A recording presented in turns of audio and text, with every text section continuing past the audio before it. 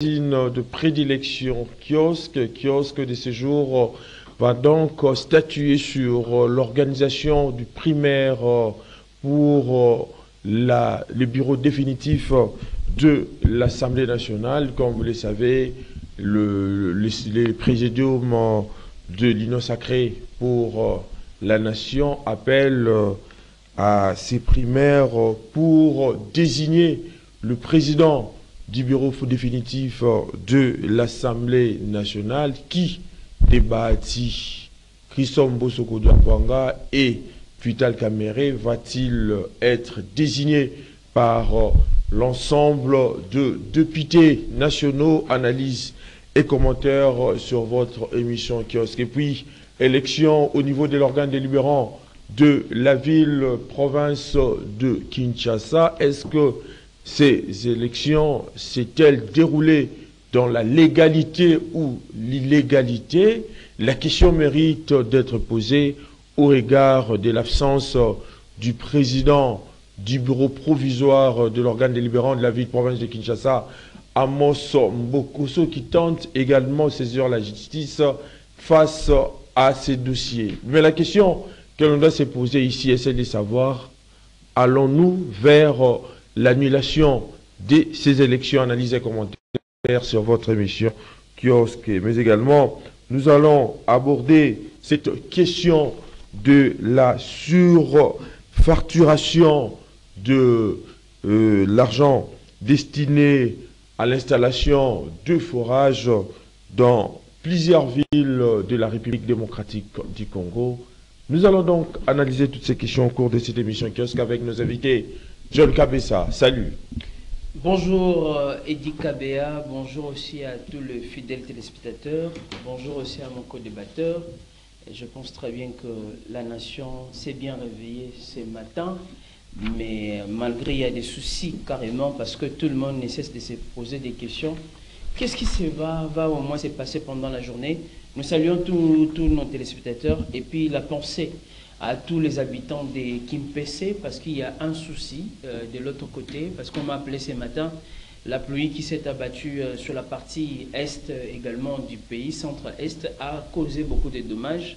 Il y a l'hôpital exactement de Kimpese où les malades et même la morgue à ce net moment, on peut le dire carrément, c'est totalement à ciel ouvert, pour ne pas dire détruit. Les malades sont à l'air triste sort. Donc ce matin, on a suivi sur la radio Capi les cris de détresse également des responsables de l'hôpital qui ne cessent de parler qu'au niveau du Congo central, il n'y a pas une autorité parce que depuis qu'on a commencé, ce n'est pas la première pluie, c'est toujours la même chose. On a fait un cri au gouvernement central si on peut intervenir parce qu'il y a des femmes qui venaient à peine d'accoucher, il y a des enfants qui sont dans des couvettes, ainsi de suite. C'est d'abord ça, le point important devait commencer comme étant le biscuit de ce matin. Très bien. M. Gondi. Bonjour. Salut. Salut. Salut à vous deux, à John Kabessa et puis à vous qui êtes le central même de cette émission. Je saisis l'occasion de cette histoire d'actualité. Disons, il y a plusieurs actualités au niveau du pays, mais j'ai saisi la balle au bon par rapport à la situation de Kimpese.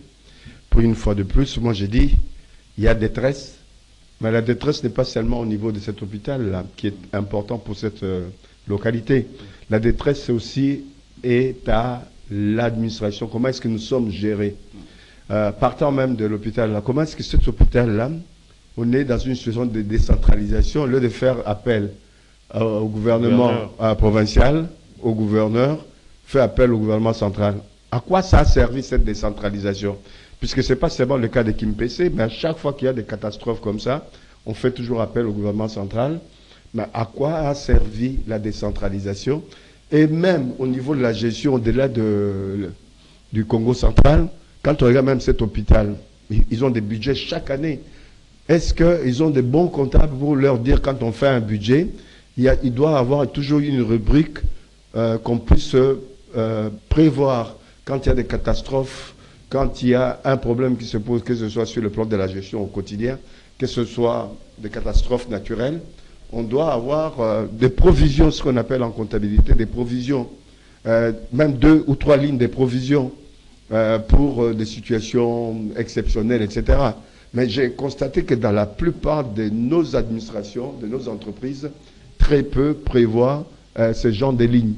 Mais c'est embêtant d'être gouverné, administré plutôt, par rapport à ces genres de personnalités qui n'ont aucune compétence de gestion.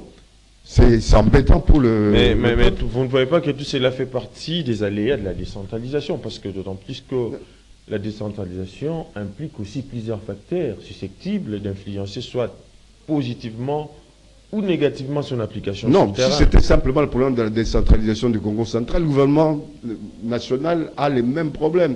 Quand il y a des catastrophes à l'Est ou ailleurs, on fait beaucoup plus appel aux agences extérieures, aux ONG extérieures, Oui. pour pouvoir venir aider, alors qu'on a un ministère des Affaires sociales, on a un ministère de l'Intérieur qui prévoit, qui a même une ligne en principe par rapport à ce genre de choses, ce genre d'intervention.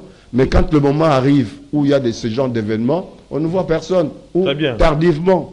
Donc, d'où l'absence d'abord de l'autorité de l'État. On a Exact. constaté un silence concernant ouais. le ministre des Affaires sociales et aussi à la Solidarité nationale. Exact. Oh, il y a aussi un problème lié au manque de suivi et également contrôle de ce que nous faisons à la base. Mais il y a une seule réalité d'IKBA, c'est comme étant dans toutes les provinces, on attend les renouvellements carrément de gouverneurs ou soit les élections de nouveaux locataires au niveau exactement de gouvernorat. Le province semble être totalement abandonné. Ce qui explique l'absence de l'administration. Voilà, le gouverneur regarde aussi pour dire dépenser, est-ce qu'on va mettre ça réellement à mon actif? Je garde mon argent pour trouver carrément le nouveau mandat et de là je vais réhabiliter quand je serai élu. Voilà ce que le compte.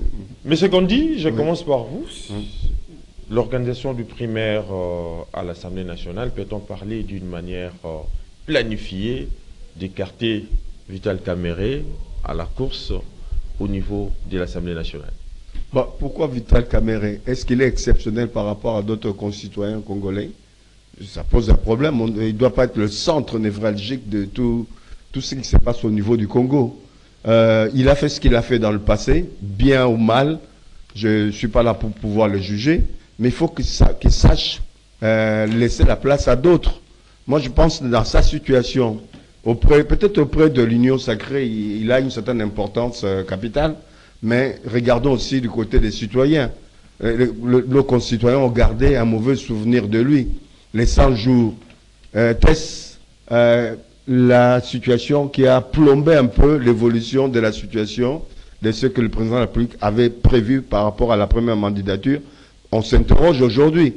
Les 100 jours-là, l'argent qui était destiné à tous ces travaux-là, on n'a jamais su à ces jours où s'est passé cet argent. Ni la justice, ni la presse, ni les syndicats, d'ailleurs qui n'existent pas dans ce pays. J'ai vu d'ailleurs quand le Premier ministre reçoit les différents corps, mais j'ai pas eu souvenir que le Premier ministre actuel a eu à recevoir le syndicat. Ça pose un problème dans ce pays. Donc s'il y a des élections au niveau de l'Assemblée nationale, qu'on fasse jouer la démocratie. Que s'il y a des candidats de la majorité, pourquoi pas, de l'opposition ou même des indépendants, qui puissent s'aligner et puis que le meilleur gagne. On ne doit pas se focaliser sur les cas de Kamerhe, Bosso ou alors de Bahati. Non, il n'y a pas que ce genre de figures. Ils ont eu à faire des choses au niveau de la République, bien ou mal, je ne les juge pas, ce n'est pas le moment, mais qu'ils sachent aussi concourir pour faire que notre démocratie soit revitalisée, que cette démocratie puisse nous amener de nouvelles figures. Mais la question que l'on doit se poser ici est celle de savoir quelle est la portée exacte de ces primaires organisées au niveau de l'Union sacrée pour la nation, d'autant plus que j'ai eu à parcourir la Constitution de la République, mais également le règlement d'ordre intérieur de l'Assemblée nationale. Aucune part on a mentionné cette organisation du primaire. Le juridisme, à travers la Constitution, certaines lois, c'est ce qui nous plombe la République, plombe notre démocratie. Il n'y a pas que les textes. Dans une démocratie, s'il y a à concourir, il est prévu que c'est ouvert aux partis. Outre les textes. Non, quel texte? C'est ouvert aux partis, c'est ouvert aux regroupements, c'est ouvert aussi aux individus, aux indépendants. Donc les élections ne sont pas fermées, ça pose un problème. même à l'intérieur d'un parti ou d'un regroupement, il peut y avoir 2 ou 3 personnes qui concourent à être candidats du regroupement ou du parti. En ce moment-là, c'est à l'intérieur du parti ou du regroupement qu'on peut faire les premières élections préalables pour pouvoir désigner la personne qui va représenter le parti ou le regroupement. Je pense que la démarche qui est inscrite aujourd'hui, qui va passer peut-être d'ici 14h ou 16h au niveau de l'Assemblée nationale, moi j'ai dit c'est des bonnes guerres, puisque le président de la République ce serait malvenu que le président de la République choisisse Mbosso ou Bahati ou Kamere. Il est là pour tout le monde. C'est comme un père de famille. Il est là pour tout le monde. Il n'a pas de choix bien précis. Donc c'est la démocratie. Laissons notre démocratie vivre normalement et naturellement. John Kabessa, je reviens à vous. Vous avez suivi la réaction de M. Gandhi qui martèle également cette question de 100 jours où Vital Kamerhe a été appréhendé. Vous ne voyez pas que les choses se compliquent davantage pour Vital Kamerhe? Vital Kamerhe est pris au dépourvu. Son élan est stoppé net par les ambitions politiques de ses collègues membres de l'Union sacrée pour la nation, notamment Bahati Lukwebo, Christophe Mbosoko Diakwanga. Merci beaucoup, cher Eddy. Je l'ai dit ici il y a de cela 2 mois, je pense 2 mois et demi, que le vrai problème de l'Union sacrée viendra exactement de ces présidiums. À la fois Mbosso, Kamere, Bemba, Kabuya, Sama Lukonde et Bahati. Je l'ai dit au niveau non seulement de la gestion des ambitions, oui, mais je sens carrément il y aura une guerre sans merci entre ces 6 membres ou acteurs du présidium. Je l'ai dit il y a plusieurs mois sur ces. Nous y voici, ou je dirais, nous voilà devant également un fait accompli. Mais je martèle ici, quand je fais l'analyse, également, je remets ma casquette comme étant chroniqueur politique, quand on voit carrément dans l'analyse profonde de la situation, quand on organise des élections qu'on appelle carrément des primaires, et c'est une fois de plus un mécanisme à la fois, un processus démocratique pour favoriser les débats, favoriser également le choix libre de tout membre sur ces, pour qu'il n'y ait pas les allégeances venant de gauche à droite. L'idée est géniale. J'ai dit à la personne qui a au moins donné cette idée au niveau exactement de l'Union sacrée, c'est une idée très louable, très géniale sur ces. Oui. Là, à ces points-là, premier élément d'analyse. Deuxième élément d'analyse, je me pose la question. C'est à tout prix une proposition qui vient comme une proposition d'actualité ou une proposition improvisée. Là, c'est le deuxième élément d'analyse. Improvisé, en fait. Improvisé. Oui. Improvisé pour répondre à quel besoin sur ces. Un besoin lié à quoi? À une fois de plus, à un manque de consensus en interne, ou carrément, on a mis l'actualité pour mettre les acteurs devant fait accompli. Troisième élément d'analyse, je me dis aujourd'hui, l'idée à tout prix de ce qu'on appelle ces primaires risquerait carrément de créer un fâché précédent ou une jurisprudence. Donc, c'est-à-dire quoi? J'analyse les faits. Kamere, Bahati et Mbosso. Au sein de l'Union sacrée. Au sein de l'Union sacrée. Oui. Le trio qui est là, en face, ils étaient en face de Sama Lukonde, Bemba et l'autre là, c'est qui encore Kabuya. Pourquoi on ne pouvait pas, au niveau même de ces 6 membres du présidium, on fait l'élection carrément pour désigner qui parmi nous pouvait carrément diriger l'Assemblée nationale? Ça allait être plus facile. La décision aurait venir, carrément, aurait sortir à tout prix du présidium. Parce que de là aussi, le présidium devait jouer un grand rôle. Mais je me rends compte que ce présidium, ce n'est qu'une structure, je dirais un organe fantôme, politiquement parlant, parce que cet organe n'a pas joué son rôle. On veut mettre maintenant le président de la République devant une fois de plus en fait. Mais il y a une réalité très importante que je dois soulever ici, cher Eddy Kabea. Pourquoi pas, quand on veut organiser les primaires, c'est pour accéder dans des fonctions électives. Voilà un peu ce qui est de manière universelle. Si vous allez en France, en Norvège, en Allemagne ou également aux États-Unis, on le fait comme ça, on a des partis démocratiques. Mais non, permettez-moi, cher Eddy. Oui. Mais non, il se pose un problème. À la longue, il y aura une sorte de dualité, une sorte de lourdeur, quand il y aura d'autres postes sur ces où le président de la République pouvait porter son choix en disant carrément que non, tout désigner Moutou Boye Boye, je vous dis, nous aurons encore des voix qui vont s'élever pour dire, de la même manière, vous avez fait passer Kamere et consorts dans les primaires, nous aussi, nous voulons la désignation de telle fonction où l'animateur puisse au moins passer dans le primaire. Ça, c'est un élément très important mais dans l'analyse. J'aimerais bien que les gens puissent au moins comprendre.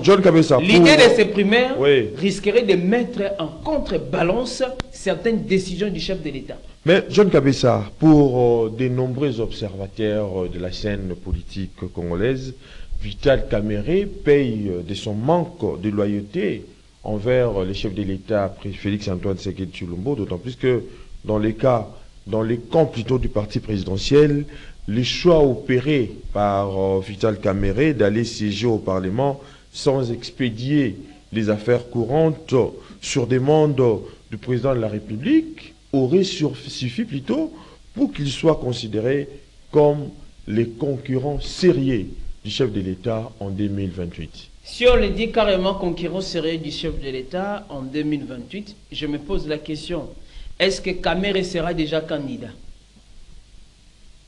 Déjà même à la maison peuvent nous répondre. Mais il a des ambitions. Il a des ambitions. S'il a des ambitions, est-ce que c'est interdit d'avoir des ambitions? Oui.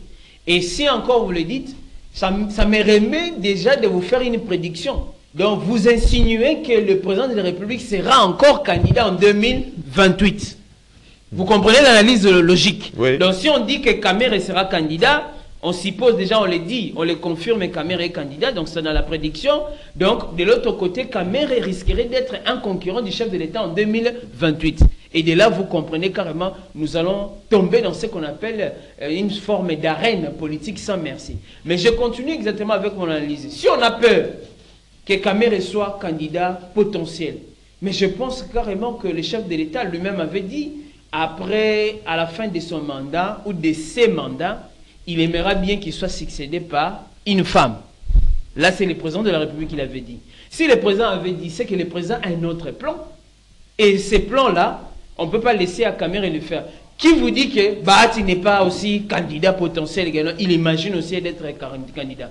C'est de là que je tire toujours la sonnette d'alarme pour dire, oui, en 2028, que le Dieu garde le président de la République, qui puisse au moins rester encore avec nous, s'il fera carrément une passation de pouvoir ou quoi là, mais nous aimerons bien que cette passation puisse au moins se faire dans la douceur, parce que je sens qu'il y aura un combat sans merci au sein de l'Union sacrée. Pour revenir carrément sur le dossier Edi Kabea, il y a la question liée à la géopolitique qui se pose. Oui. Bahati, et de l'autre côté également avec Kamerhe, c'est les grands Kivu, particulièrement oui, le sud Kivu. Mosso, c'est la partie ouest, pour ne pas dire le Congo, la partie Congo central, et puis Bandundu, l'ancien grand Bandundu. Soumuma. Oui. Je me dis aujourd'hui, qu'est-ce qui a été dit au sein de l'Union sacrée par rapport à la répartition ou à la géopolitique même en termes de représentativité au niveau des instances de décision institutionnelles? Est-ce qu'on avait dit carrément que ces postes-là de l'Assemblée nationale reviendraient à quelqu'un de la partie ouest ou de la partie est? Si c'était de la partie est, on pouvait carrément trancher au lieu également de se jeter exactement dans une équation. Je reviendrai ici, en attendant, je laisse d'abord la réaction de... Mais c'est Gandhi, oui, quelque part, hein, les pouvoirs en place est soupçonné de la révision ou de révisiter la Constitution. Il semblerait que Vital Kamerhe, président de l'UNC, est soupçonné de ne jamais être favorable à la révision constitutionnelle telle que le veulent quelques caciques de l'Union pour la démocratie et le progrès social. Vous ne voyez pas que le placer au perchoir de l'Assemblée nationale, Kamerhe sera capable de faire ombrage à tout projet qui ne cadre pas normalement avec les intérêts du peuple. Pour revenir, avant de répondre à cette question, oui, mais c'est toujours dans le prolongement de ce que nous avions dit sur dans le premier point. Il ne faut pas négliger la position actuelle qui a fait le choix, qui est les primaires, obéit aussi au choix du peuple, de l'opinion du moins publique, de la majorité de nos populations qui voient de mauvais oeil que Kamerhe revienne encore au perchoir, Kamere a eu des problèmes avec les 100 jours, certes. Il a eu aussi des problèmes avec le ministère de l'économie. Vous le savez, il y a eu son passage au ministère de l'économie. Maintenant qu'il est docteur, professeur, mais il est resté à l'économie. On n'a pas vu de résultats. Il a même fait, pour rappel, un voyage en Afrique australe pour pouvoir acheter du maïs pour le Congo. Mais jamais on a vu ce sac de maïs arriver ici. Il y a pas mal de choses négatives. Quand on fait son bilan, quand il était au perchoir, le seul bilan positif, c'était qu'il avait multiplié par 2 ou par 3 les émoluments de députés. Alors que le peuple croupissait toujours dans la misère. C'est la misère du peuple, ça ne date pas d'aujourd'hui. Tous les gens qui ont dirigé ce Parlement, ou du moins le Parlement en général, mais l'Assemblée nationale, n'ont jamais travaillé dans le sens de mettre en exergue le peuple, d'aider le peuple à rehausser son niveau de vie socio-économique. Ils n'ont jamais travaillé pour le fonctionnaire, encore moins pour l'armée, pour la police. J'en parlerai aussi, ou je dirais un petit mot aussi pour les médecins. Les médecins font 7-9 ans d'études. Ils gagnent combien, les médecins? Ils sont les oubliés, les grands oubliés. J'ai vu la Première ministre recevoir différents corps.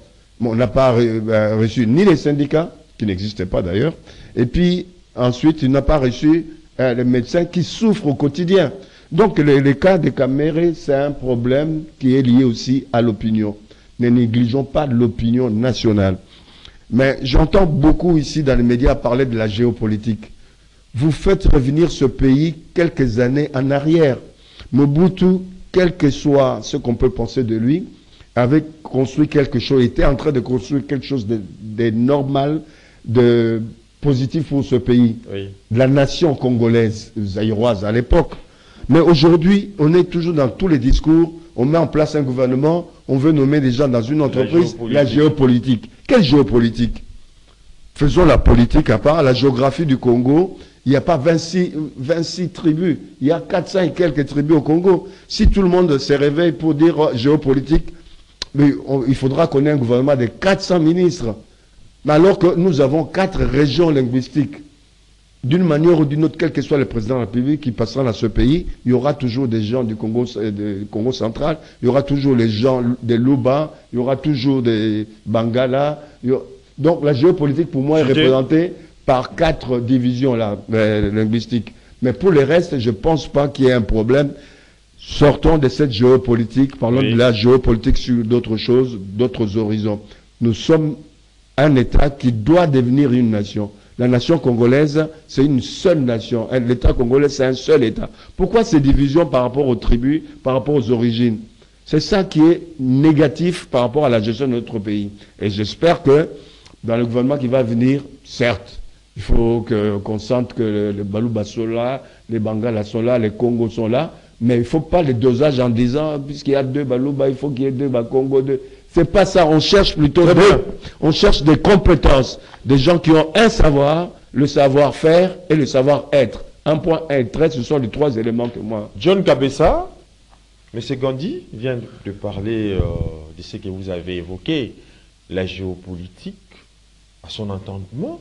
Apparemment, c'est comme si la géopolitique favorise les tribalismes et cela favorise également l'éclosion du sentiment tribal au détriment du sentiment national. Votre analyse. Vous avez 2 minutes. Merci beaucoup, cher Edi Kabea. Je dis exactement au co-débatteur Gandhi, le dossier lié à la géopolitique ne vient pas de moi. C'est un discours qui est ancré dans l'ADN maintenant de nos dirigeants. Et à chaque fois également, quand vous vous soulevez pour s'opposer à cela, vous sentez carrément, on monte des officines contre vous sur ces, parce que vous parlez de ça. Mais c'est une réalité politique. Si ce n'était pas une réalité politique, on allait composer un gouvernement simple, facilement, on a dégagé ce qu'on a dégagé. Mais on sent toujours cette équation-là. Même si pour que les chefs puissent au moins avoir une décision, vous voyez, ils réfléchissent, on a dit, oh yo yo, est-ce que tel aussi ne va pas se soulever? Même la désignation de Angela Merkel, congolaise, pour ne pas parler de Toulouka exactement, Judith, on a vu la même chose que les chefs étaient également dans l'embarras. Mais je rentre pour répondre carrément à votre question. Nous devons à tout prix renforcer nos liens. Mais en disant, quand j'analyse la configuration de ces trois personnalités, je vous dis, à l'issue de cette élection qui va se passer cet après-midi, il y aura des ficerés. Des ficerés, quand on a parlé des caméras, affaire 100 jours, le ministère de l'économie, l'affaire Maïs, là c'est caméras sur ces. Et derrière Mbosso, on va parler aussi des dossiers des détournements, supposés ou soupçonnés, des émoluments, l'affaire des jeeps. Et chez Bahati, on va encore vous rappeler les dossiers de corruption. Quand je fais mon tableau, les trois candidats avec au moins une certaine opinion, cher Edi Kabea, ne sont pas des candidats indemnes ou clean. Je peux dire, ils ne sont pas basés au PMBT. Donc, ni Kamere, ni Bahati, ni également Mbosso. Bango, ils sont mis cette base pareil. Mais le gars, choix est union sacrée. Biso moito lo belango, exact dans le sens que, Toropé, ça va conseil, on ne va pas décider. Mais ce qu'on analysait très bien, Mbosso est né en août 1942. Donc si vous vérifiez, Mbosso a 82 ans. Et le président américain? Je continue également, cher Gandhi. Bahati Lukwebo est né en janvier 1956. Bahati a 68 ans. Donc vers 69. Et Kamere est né en mars 59. Il a 65 ans. Si vous allez voir, Kamere 65 ans, Bahati 68 et Mbosso 82 ans. Je me pose la question, au sein de l'Union sacrée, il n'y a pas de jeunes? Il n'y a pas de jeunes compétents qui pouvaient également, on dit que non, on décide aujourd'hui, un jeune pouvait monter à la tête de l'Union, et plutôt de l'Assemblée nationale au moins du présidium, ou soit du perchoir, allais-je dire. Le chef de l'État n'a pas pensé que la jeunesse pouvait également avoir la place pour diriger. On aura un Sénat qui sera dirigé par un vieux, je vous le dis, un autre vieux qui sera présenté d'ici là. Pourquoi pas au niveau de l'Assemblée nationale, tu auras un jeune. Mais je résume ceci, conformément à ce que je vois, il se posera un problème de sincérité, un problème de loyauté, un problème d'efficacité. Très bien. Est-ce que les trois, qui est vraiment sincère au chef de l'État, qui est vraiment loyal et qui est à la fois efficace en termes de ce qui devait être se poser. Dernière question, cher Eddy. Les gens de l'Union sacrée pouvaient nous dire, les dossiers ici des primaires, c'était inscrit dans la charte ou c'est une improvisation? Ce que ça va improviser, donc Union sacrée, improvisation sur improvisation, et puis on risque de le dire. Dernier point, cher Eddy, permettez Gandhi. Kabouya, AK-47, comme on le dit, secrétaire de l'IDPS, c'est un félin. C'est vraiment un animal politique. Vous savez ce qui va se passer? Ce qui devait se passer?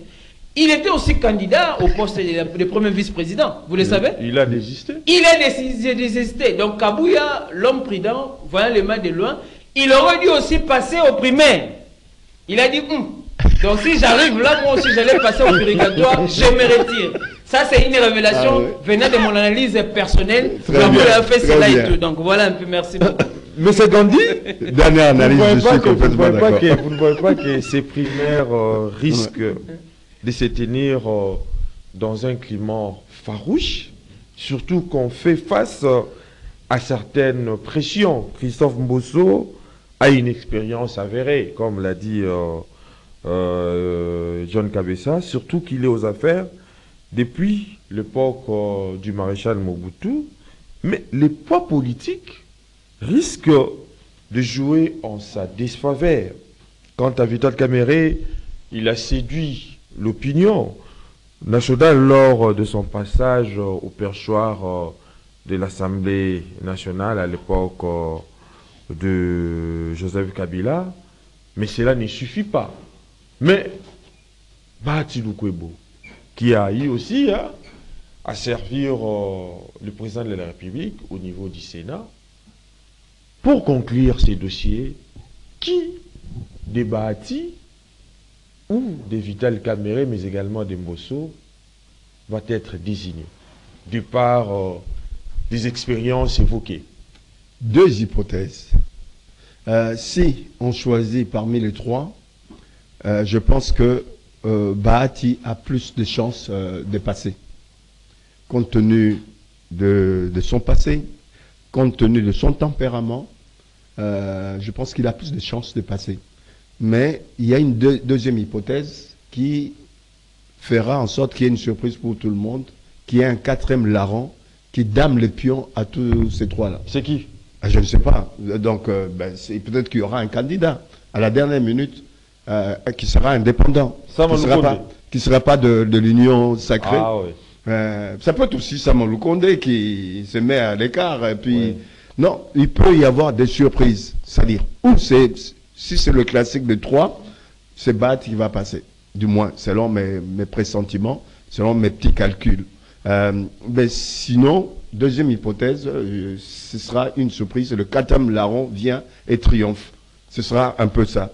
Cette histoire-là, toujours de l'opinion, je reviens là-dessus, où les gens sont focalisés. On nous a transformé nos esprits, que ce soit la presse, que ce soit les citoyens, que tout doit passer par les autorités morales. Non!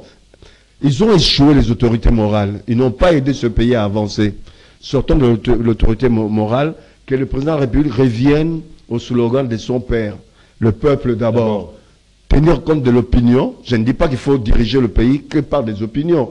Mais dans certains cas, il faut tenir compte de l'opinion. Aujourd'hui, on souhaiterait que ce pays soit redynamisé au travers du gouvernement qui sera mis en place. Pour être redynamisé, ça suppose que, au niveau de l'esprit, que les peuples se disent « Ah, peut-être qu'on va aller dans le sens d'un changement qui peut être porteur. » Pour ça, il faut de nouvelles figures. Changeons de registre. Parlons cette fois-ci de l'élection au niveau de l'organe délibérant de la ville-province de Kinshasa. Il y a eu forcing électoral, d'autant plus que le président du bureau provisoire, Amos Mbokosso, avait reporté les élections pour demain mercredi, mais malheureusement, les samedis, quelques députés ont eu à organiser ces élections. John Kabessa, faudra-t-il admettre que ces élections ont été organisées dans l'illégalité? Cher Edi Kabea, vous parlez de la question liée à la légalité, mais moi aussi je vais soulever la question liée à la régularité, à la conformité même du fonctionnement de cette assemblée provinciale de Kinshasa. En voyant ce qui se passe, je me pose la question, on a peur de qui, ou bien qui veut quoi exactement dans cette assemblée?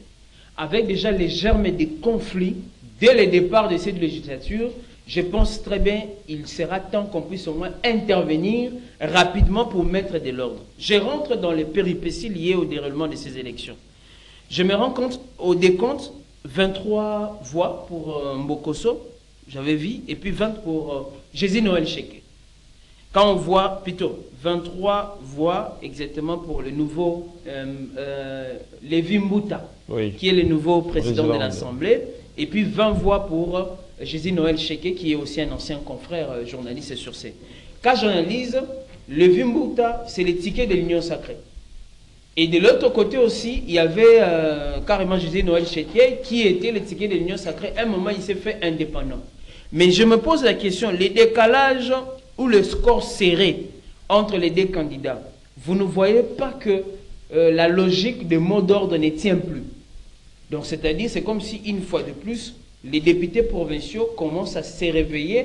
Et puis, il y a un message... Ils sont sortis de l'ère léthargie. De l'ère léthargie ou de l'ère également sommeil, de l'ère emprise, en disant quelque part qu'on n'a pas obéi plutôt au mot d'ordre qui devait être donné. Qui ont voté exactement Jésus Noël Cheke. Et l'électorat, avec ces 20 députés ici, ça doit rester un électorat pas négligeable. Ça va faire balloter les choses des deux côtés. Et plus loin, quand on parle, qui a convoqué l'élection? Les péripéties, c'est quoi? Il y a les rapporteurs, les membres du bureau provisoire, les rapporteurs et son adjoint carrément qui ont eu à désavouer le président du bureau provisoire. C'est ce qu'on appelle la comédie en politique. Pourquoi désavouer? Selon certaines logiques, le but très bizarre, suspicion que voilà, il voulait prolonger les processus pour essayer de manigancer quoi que ce soit.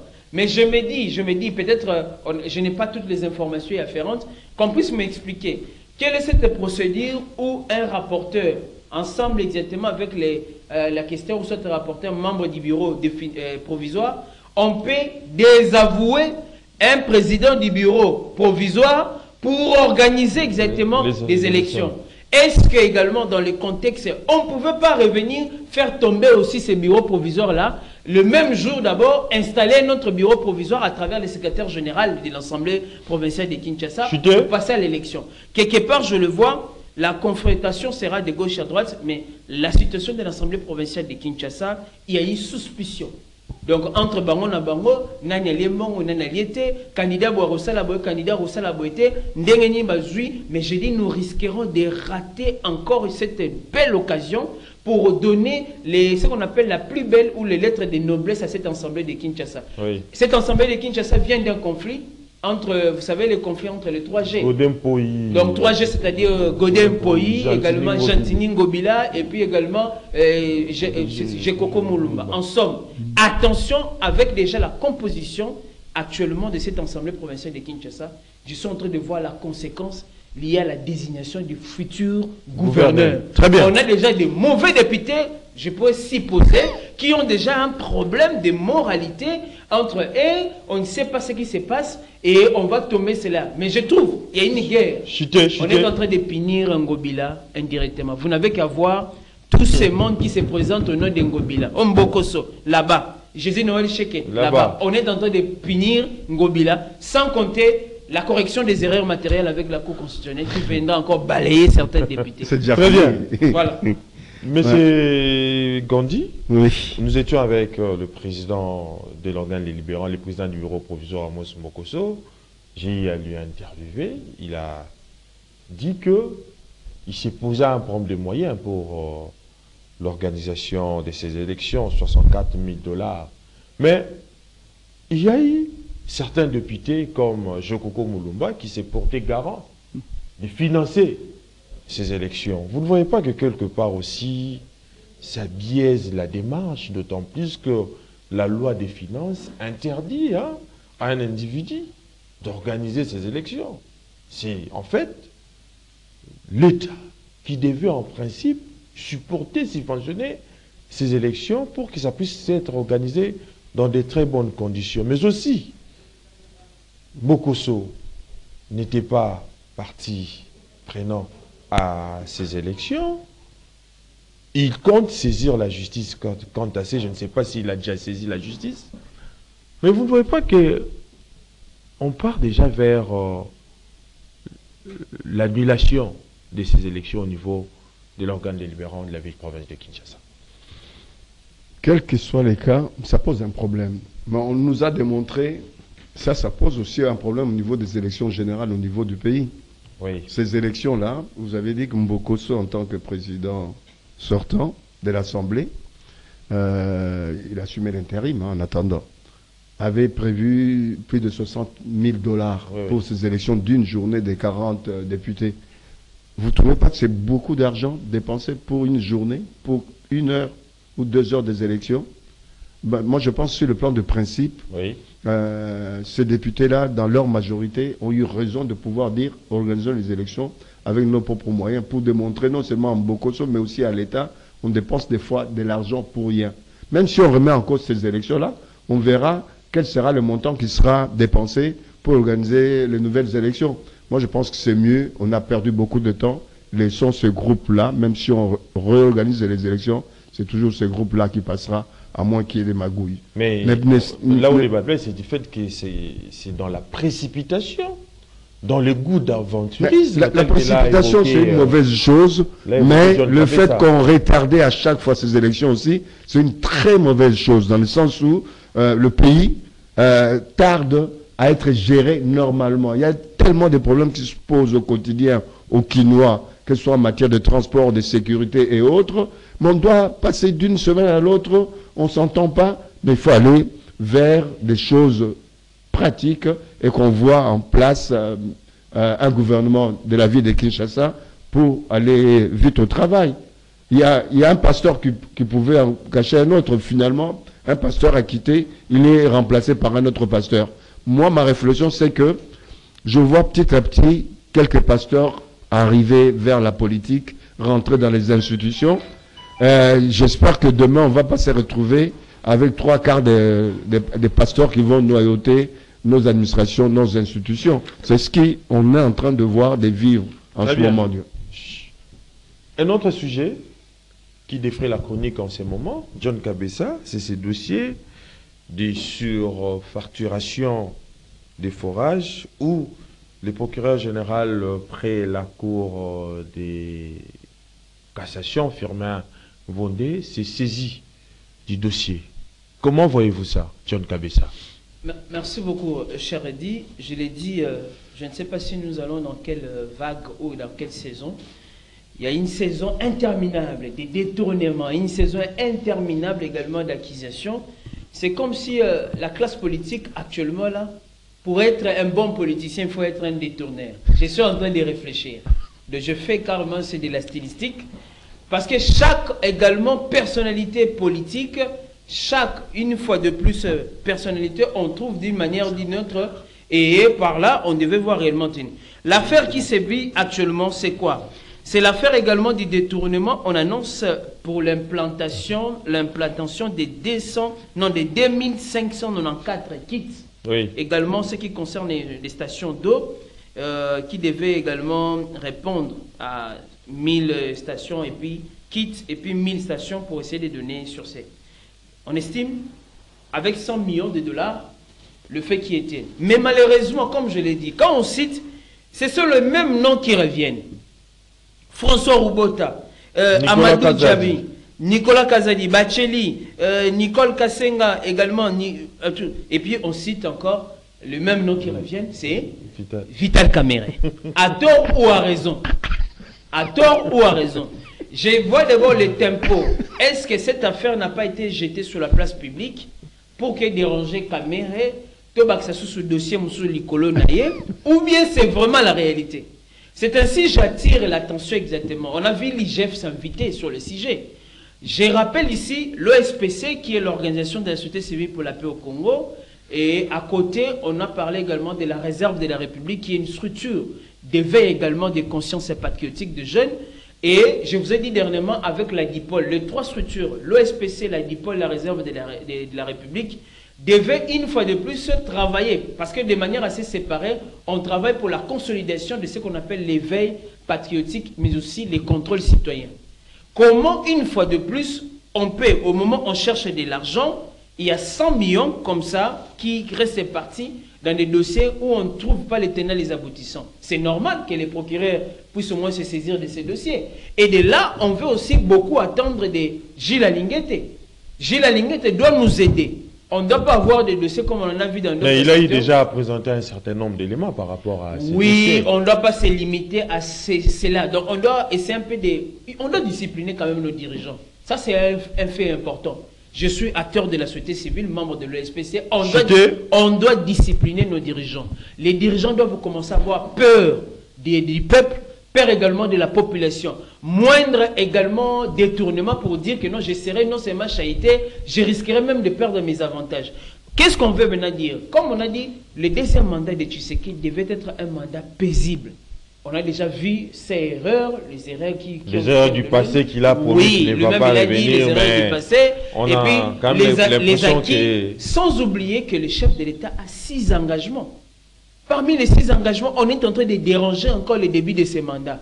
Donc, d'une manière ou d'une autre, les procureurs doivent se saisir de ces dossiers. J'en appelle ici à toutes les structures de la société civile. Mais pourquoi ce silence radio de la part du président de la République? Non, silence radio, le président ne peut pas s'improviser à tout, mais il doit savoir que non, il est aussi le garant de la nation. Il doit nous devons aussi aider les chefs de l'État. La justice. Vous savez que nous devons aider les chefs de l'État.